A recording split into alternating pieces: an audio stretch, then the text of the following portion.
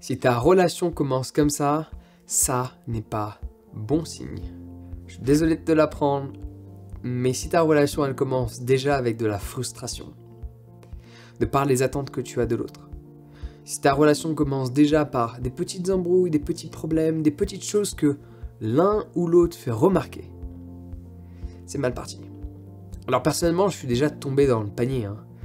Je me suis déjà mis avec une personne que je trouvais magnifique sur tous les aspects. Et au bout de quelques semaines seulement, j'ai réalisé qu'il y avait plein de problèmes.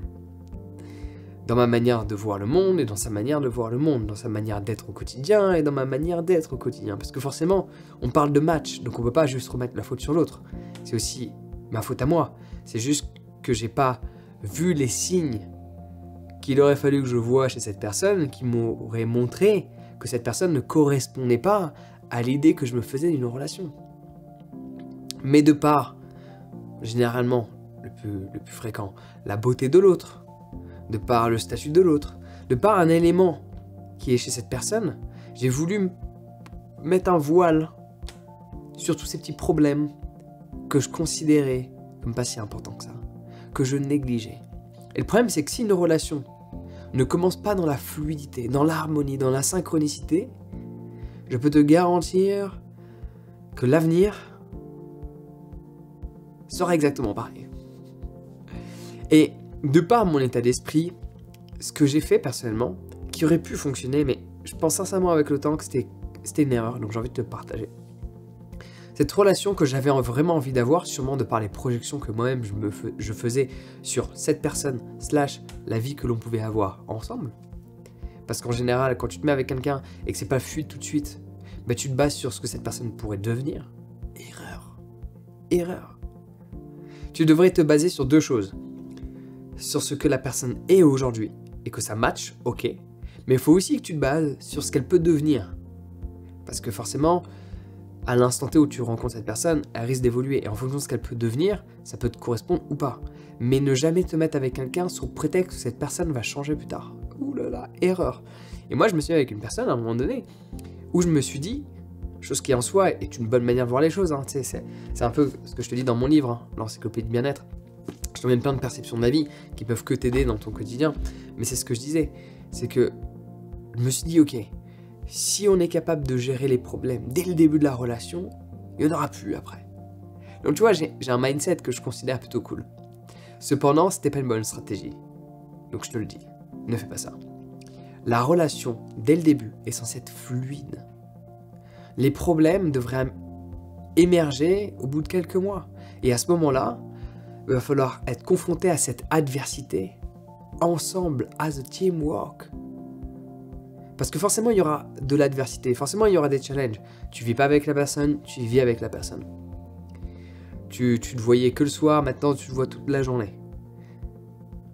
Vous travaillez ensemble avant que vous ne travaillez pas ensemble. Tu vois, il peut y avoir plein de facteurs qui vont faire en sorte de créer de la nouveauté et des scénarios auxquels tu n'as jamais été confronté. 1. Et 2, des scénarios où tu n'as jamais été confronté avec cette personne. Donc tu ne sais pas comment celle-ci réagit. Donc forcément, il va y avoir des challenges. Forcément, il va y avoir de l'adversité. Mais c'est quelque chose qui est censé émerger avec le temps.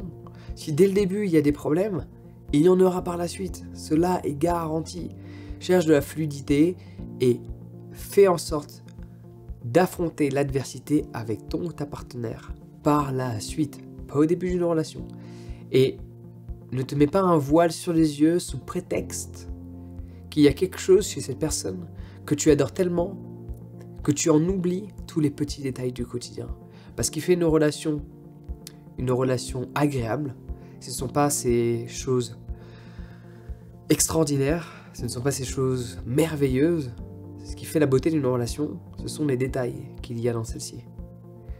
Parce que même si vous vivez des choses extraordinaires, mais il y a des embrouilles du matin au soir, c'est pas fun. Il vaut mieux pas vivre de choses extraordinaires et que chaque jour, du matin au soir, ça soit génial. Ouais. Si on veut en savoir plus sur ma manière de percevoir le monde, rien de mieux que de lire. Lire va te permettre de développer ton cortex préfrontal, de sécréter de la dopamine une fois que tu auras aimé lire. Et ce livre va t'apprendre à lire aussi. Dans le sens où l'école nous a un peu traumatisés de la lecture. Il faut l'admettre. Ça a été mon cas aussi. Maupassant, ok, cool, mais pas pour moi. Et donc j'ai confectionné ce livre parce qu'il y a, on dirait pas comme ça, mais il y a 480 pages. Donc ça fait beaucoup de pages quand même. Et j'ai fait en sorte de confectionner plein de petits chapitres. Plein de petits chapitres pour te permettre de ne pas tomber dans ce truc de « oh là là, j'ai pas fini, j'ai pas fini ». Comme ça, tu crées un peu cette dynamique de petit accomplissement. Ouais.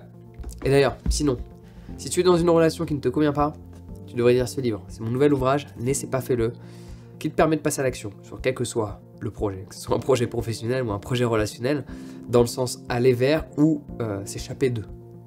Tu es dans une relation qui ne te convient pas, tu ne sais pas comment agir, ce livre va te permettre d'avoir toutes les clés sur l'action, comment agir, comment entreprendre. Bref. Je te mets le lien de ces deux ouvrages qui sont partout en toute la France et dans plusieurs pays de francophonie. Le lien est en description. Sur ce, prends soin de toi et passe une excellente journée.